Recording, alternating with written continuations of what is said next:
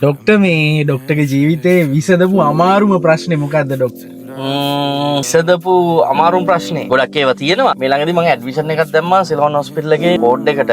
Patient කෙනෙක් නැවැත්තුවා. හේතුව එයාට ටිකක් දුරයි එයා. අනිත් එක තමයි ටිකක් හෙඩේක් එක වැඩි. ඉතින් එයා මගෙන් ඉල්ලුවේ මට ඩොක්ටර් කොහොම හරි මාව සනීප කරලා දෙන්න කියලා. ඒ කියන්නේ මොකද ඒ වෙනකොටත් එයාට ඩේලි ඔලුව කැක්කුම තිබ්බා. මම ඊට පස්සේ කොහොම හරි කමන්නේ මම සාමාන්‍යයෙන් ඇඩ්මිෂන් කරන්නේ නැහැ. නමුත් මෙයාව ඉක්මනට හොඳ කරගන්න ඕන හින්දා මම සිලෝන් හොස්පිටල් එකේ නැවැත්තුවා. ඇඩ්මිෂන් කරන්නේ නැත්තේ වෙන එකක් හින්දා නෙමෙයි. සමහරක් ඒවා ගෙදරදී කරගන්න පුළුවන් හින්දා මම දෙනවා. මෙයාට ඉක්මනින්ම සුව වෙන්න ඕන හින්දා මම සිලෝන් හොස්පිටල් එකේ කියන්නේ අපේ වෝඩ් එකේ නවත්තලා ට්‍රීට්මන්ට් කරා. දැන් ට්‍රීට්මන්ට් කරන්න පටන් ගන්න තිබ්බේ. අද මං එයාව නැවැත්තුවා. හෙට උදේ ඉඳන් තමයි ට්‍රීට්මන්ට් එක. මට වෝඩ් එකේ ડોක්ටර් කතා කරලා උදේ කියනවා ડોක්ටර් මෙයාගේ ප්‍රෙෂර් එක වැඩිලු හොඳටම 200 ගානයි. මට මතක හැටියට 200යි 110යි වගේ ප්‍රෙෂර් එක නැගලා තිබ්බා. සිස්ටෝලික් එක 200යි ඩයස්ටෝලික් එක 110යි වගේ. ඊට පස්සේ හරි මං කිව්වා මෙන්න මේ බෙහෙත් ටික දෙන්න යාට දැනට මේව කරන්න කියලා කිව්වා. ඊට පස්සේ දැන් ඔලුව කැක්කුමක් ටිකක් අඩු වුණා. ඊට පස්සේ ට්‍රීට්මන්ට් උත් කළා. ඊට පස්සේ ආයි හවස ආයි නැගලා. මම මේ වෙන්න කලින් එයාට කියලා තිබ්බා එයාගේ හස්බන්ඩ්ට ඇඩ්මිට් වෙන්න එපා. ඔයා හස්බන්ඩ් එක්කවත් ඉන්න එපා. ඔයා විතරක් ඇඩ්මිට් වෙන්න කියලා මං කියලා තිබ්බා.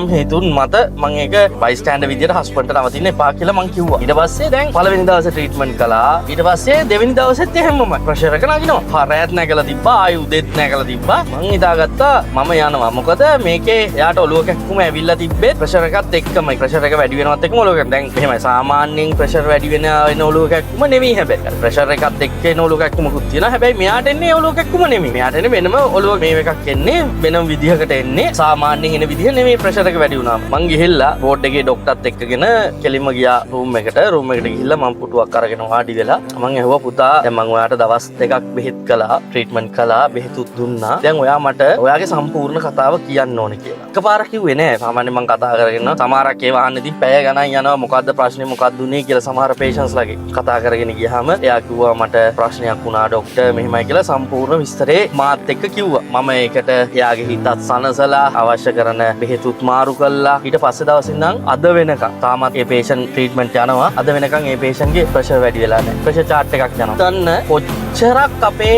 සිතුවිලි මානසික දේවල් කායික ශරීරයට බලපානවා. මම මේ මිනිස්යාගේ හොයාගත්තේ නැත්නම් ඇත්තටම ඒ ලම් මිනිස්යාට තියෙන ප්‍රශ්නයක් කියන එක අයිඩෙන්ටිෆයි කරගත්තේ නැත්නම් ජීවිත කාලෙම මේ මිනිස්යාට බෙහෙත් බොන්න වෙයි. එහෙම නැත්නම් ජීවිත කාලෙම වෛද්‍යවරු පස්සේ යන්න වෙයි. හැබැයි හරියට මේක හොයාගත්තා මොකද්ද හේතුනේ මට ප්‍රශ්න කියන්න බෑ ඔයගොල්ලොත් එක්ක. මොකද මේක පර්සනල් දෙයක් හින්දා. හැබැයි ඒ වගේ හේතු හින්දා ඔළුව කැක්කුම අඩු වෙන්නේ නැහැ කියන එක අපි මතක තියාගන්න ඕන. දුමාකාර දෙයක්. සාමාන්‍යයෙන් අඩු විය යුතු ඔළුව කැක්කුමක් ඉතාමත් ඉක්මනින්. නමුත් ඒක දවස් දෙකක් විතර යනකම් හරියටම බැලන්ස් කරගන්න බැරි වුණා. අර එයාගේ තිබ්බ හිතේ තිබ්බ ප්‍රශ්නේ හින්දා. දැන් ප්‍රශ්නෙත් ඉවරයි, ඔළුව කැක්කුමත් ඉවරයි. ඉතින් ගොඩක් ඒවා ඒ පේෂන්ට්ගේ ඉවරයි. දැන් එයාගේ අන්තිම ප්‍රතිකාර ටිකත් මං හිතන්නේ ඉවර කරා. සතුටින් ඉන්න කෙනෙක් විදියට එයා ඉන්නවා. මං හිතනවා මගේ ජීවිතේ මං ලැබපු ලොකු ජයග්‍රහණයක් ඒ වගේ කෙනෙක් සුවපත් කළ දෙන්න පුළුවන් වෙච්ච එක. මොකද මගේ ගුරුවරු මට කියලා දීලා තියෙන දේ තමයි අපේ සමහරක් වෙලාවට අපිට වෙලාව නැති වුණොත් පේෂන්ට් කෙනෙක් එක්ක කතා කරන්න අපිට වරදින්න තියෙන chance එක ගොඩක් වැඩි කියන එක. ඒ හින්දා මං හැමතිස්සෙම මේක මතක තියාගන්නවා. පේෂන්ට් එක ටිකක් වෙලා කතා කරනවා.